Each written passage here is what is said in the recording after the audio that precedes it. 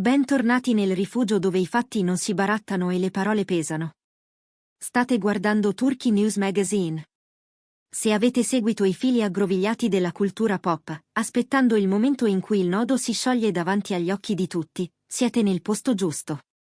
Prima di attraversare l'occhio del ciclone che ha scosso l'intrattenimento turco, fatevi sentire, iscrivetevi al canale, attivate la campanella e, se credete nel nostro lavoro, premete Unisciti. La vostra presenza è la colonna che regge questa voce, capace di fare domande scomode e ascoltare risposte che bruciano. Perché oggi non parliamo di un semplice aggiornamento giudiziario. Oggi riascoltiamo un momento destinato a rimanere nei libri della cronaca dello spettacolo, un passaggio che ridefinisce immagine pubblica, responsabilità privata ed emozioni taciute. Parliamo del caso che coinvolge Yağmur Yüksel e Barbaktas. Fino a poche ore fa, era un'udienza tecnica su tutela personale, salute e il futuro di un bambino. Niente fanfare, niente scintille annunciate. Ma ciò che è successo ha superato ogni previsione, non una testimonianza, bensì una confessione integrale, capace di interrompere il respiro persino a chi giura di non stupirsi mai di nulla. Per comprendere la portata di ciò che è accaduto, bisogna tornare alla scena. In aula si attendeva una mattinata ordinaria, fatta di carte, protocolli e termini.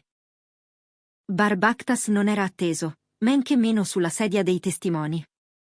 La sua sola comparsa è stata il primo sussulto. È entrato da solo, senza manager a schermarlo, senza amici a creare cuscinetti tra lui e la realtà. Il volto scavato da notti bianche, lo sguardo ferito, le spalle appesantite da un peso che non si vede ma si sente. Come un fantasma che sa esattamente dove sedersi perché ci è già stato troppe volte nei pensieri.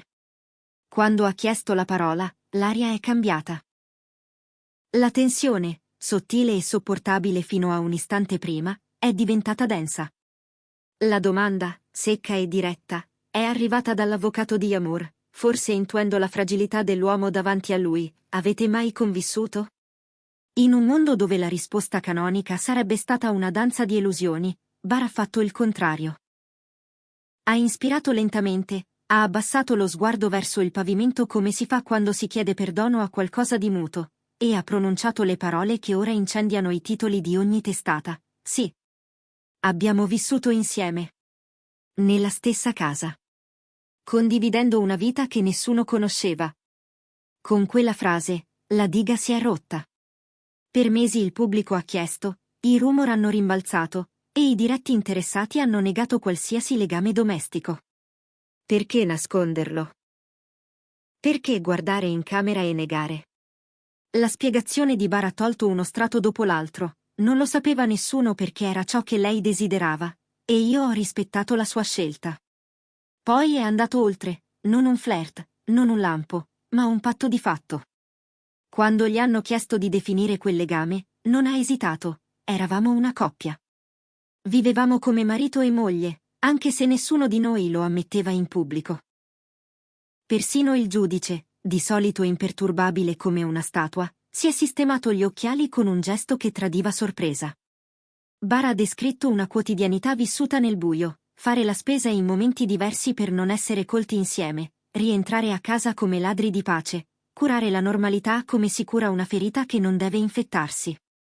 Una casa rifugio e prigione, un amore reale e palpitante, minato da un silenzio che cresceva come edera sui muri. E qui, lasciatemi chiedere a voi che guardate, può un rapporto sopravvivere nell'ombra? Proteggere un quasi matrimonio dal mondo finisce per consumarlo dall'interno? Fermatevi un attimo a pensarci e scrivete nei commenti. Se la nostra analisi vi parla, lasciate un like, ci aiuta a far arrivare la verità a chi la cerca. La confessione non si è fermata alla convivenza. Bar ha aperto il cassetto dei ricordi che fanno male. Ha parlato di notti infinite, di discussioni senza vincitori, di promesse mantenute a metà, di una fiducia che si sbriciolava sotto il peso di gelosie piccole e grandi. Io e Yağmur ci siamo amati, ha detto a voce bassa, come se le parole potessero svegliare qualcosa che dormiva ancora dentro di lui. Ma eravamo anche due persone ferite che provavano a salvare qualcosa che scivolava di continuo dalle mani. Ha raccontato momenti di nuda vulnerabilità. Yamur in lacrime per ore, schiacciata dalle aspettative del settore, dall'attenzione, dai segreti che loro stessi avevano costruito. E lui, incapace a volte di trovare il gesto giusto. Non sempre sapevo come consolarla, ha ammesso. Non un alibi, ma un inventario di errori. Il giardino che avevano piantato insieme era invaso da erbacce chiamate sospetto, orgoglio, paura. E la casa santuario era diventata campo di battaglia. Poi è arrivata la rivelazione che ha tolto il fiato all'aula. Il bambino. Sono stato io il primo a saperlo della sua gravidanza. Prima della stampa, prima dei paparazzi, prima perfino di alcuni dei suoi. Lo ha detto con una chiarezza disarmante. Me lo ha confessato tremando. Mi ha abbracciato e mi ha pregato di non lasciarla da sola. Un appello alla complicità, alla protezione, a un noi che non fosse più un segreto ma una rete. E lì, la tragedia ha toccato il suo vertice. Bar ha guardato il giudice, la voce incrinata come una lastra messa sotto troppa pressione, eppure, l'ho delusa. Non ero all'altezza. Non ho saputo sostenerla. E il peso è rimasto tutto su di lei.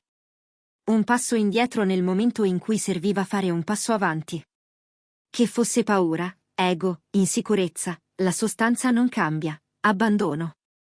In aula il silenzio è diventato un suono, spesso, quasi materiale. Il tipo di quiete in cui si può ascoltare un cuore rompersi a ritroso.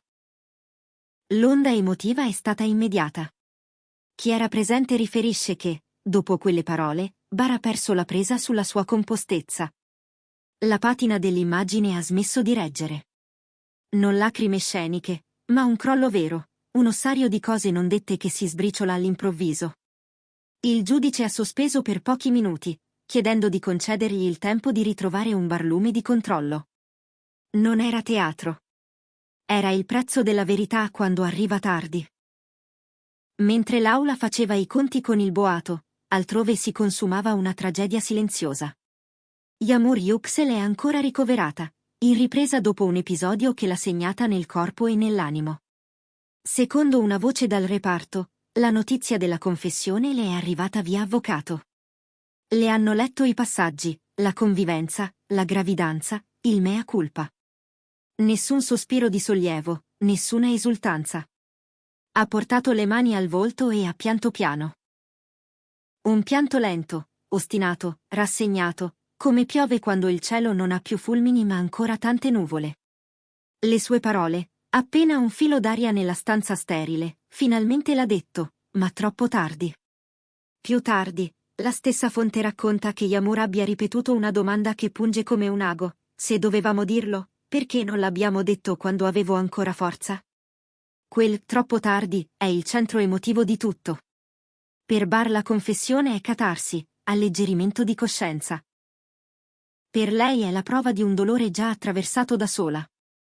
La verità, quando arriva dopo la tempesta, non chiude la ferita, certifica che è vera. Gli osservatori adesso si domandano: perché ora? Perché bruciare i ponti con la privacy in questo momento preciso? È un tentativo di riprendersi un posto nella sua vita? È la risposta a un'ombra nuova, a quel presunto nuovo amico di cui si sussurra accanto a Yamur? O è, più semplicemente, il gesto disperato di chi non riesce più a portare il peso di una versione finta? La confessione di Bar Bakhtas ha fatto il giro del paese come un incendio in un campo secco. Ma non è il finale. È l'inizio della seconda scossa. Ha convalidato i sussurri, ha illuminato un matrimonio mai dichiarato, ha ammesso la propria mancanza nel momento della gravidanza. E, facendo questo, ha spinto a catena tutto il resto. I media hanno iniziato a rivedere ogni foto, ogni intervista, ogni gesto. Il pubblico guarda Yamur non solo come vittima, ma come sopravvissuta a un silenzio tenuto in piedi per proteggere qualcuno che non l'ha protetta quando contava. Intanto, lui rimane tra i cocci della casa di vetro che hanno costruito insieme. È lì che si capisce che alcune scuse, per quanto forti, non sanno viaggiare nel tempo. Possono solo suonare adesso, e adesso non sempre è sufficiente. Eppure, paradossalmente, proprio questa nudità potrebbe essere l'unico terreno solido rimasto, ammettere senza veli, senza strategia, senza riparo. A volte la verità libera e ferisce nello stesso istante. Vi chiedo di nuovo, un amore può respirare se lo si tiene sott'acqua troppo a lungo? L'urgenza di salvarlo dal giudizio non rischia di soffocarlo? Scrivetemi il vostro pensiero qui sotto. E, se sentite che questo racconto vi ha toccato, condividetelo.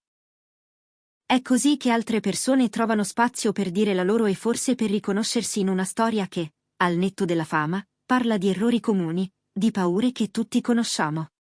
Le prossime ore diranno il resto. Yamur parlerà quando starà meglio.